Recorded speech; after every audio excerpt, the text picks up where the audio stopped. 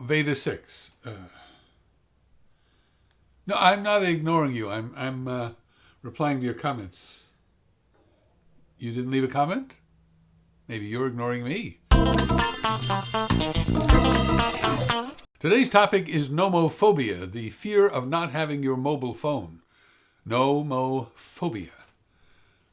I really should put this down and make the video. YouTube tells me 20% of you are watching this on a smartphone. So who in your life are you ignoring right now? It's just to be with Mickeleh. Really? Oh, well. Hand them the phone. Please, go ahead. Just hand them the phone right now. I want to talk to them.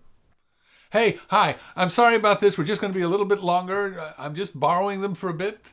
I'll be done with them soon, I promise, and then they will give you all the attention you want. Okay?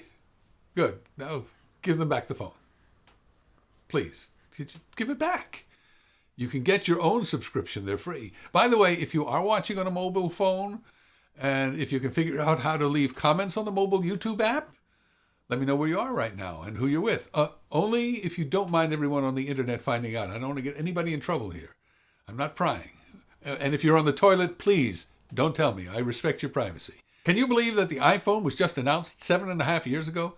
I'm not sure if that's a long time or not. Let's see. George Bush was president in the U.S. Tony Blair was PM in the U.K. Stephen Harper was PM in Canada. What? Oh, he still is. Well, that's impressive. When the iPhone was announced, there were only 6 Harry Potter books, which means, of course, that Hank Green had not yet sung Accio Deathly Hallows. At the start of 2007, Lost was still on the air. So was The Sopranos.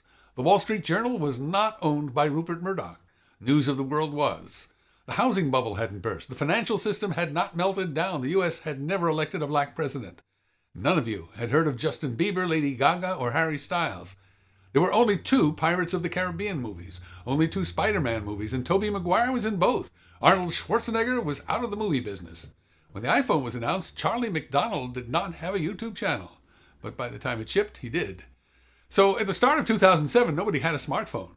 4 years later, a third of the U.S. adults had them. At the start of this year, 58%. Among people 18 to 29, that's 83%. People my age, only 20%. Come on, old people, get with it. Which brings us to our topic, nomophobia. It's a made-up word. All words are made up. It expresses the anxiety people have about not having their mobile phone with them, or their battery running down, or being in a bad coverage area. Oh no, I'm out of touch. Where are my friends? Help! This year, 2 psychologists proposed including nomophobia in the very official Book of Anxieties and Disorders. People are treating it seriously, as in, people are treating it seriously as a disorder. There are 6 diagnostic questionnaires to measure its severity. Do a Google search on nomophobia. You'll get more than 300,000 results. Most of them, interestingly, point back to a survey conducted on behalf of the UK Post Office in 2008. They projected that more than 13 million British people suffered from anxiety about not having their mobile phone with them. 48% of all women, 58% of all men who own mobiles. People are still citing that research in articles written today, but it's research that dates back to 2008. Hardly anybody then had a smartphone. People who carried phones then just used them for phone calls, texting.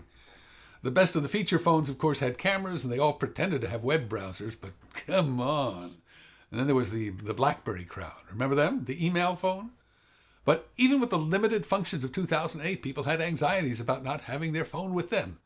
So what about us today? I mean, now that the phone is the internet in your pocket, your connection to Twitter, Facebook, Instagram, Tumblr, YouTube, Skype, FaceTime, Swarm, Snapchat, Vine, and mapping. Where am I? How do I get to you? Help.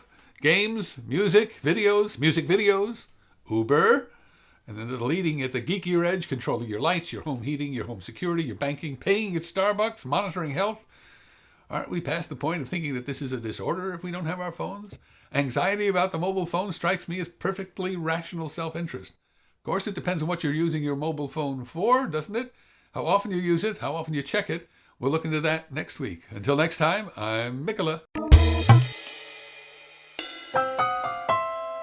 DVD extras.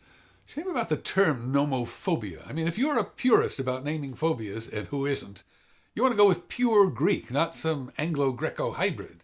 I mean, here are some properly named phobias. It's from an exhaustive list maintained by Fred Culbertson. I'll link to it.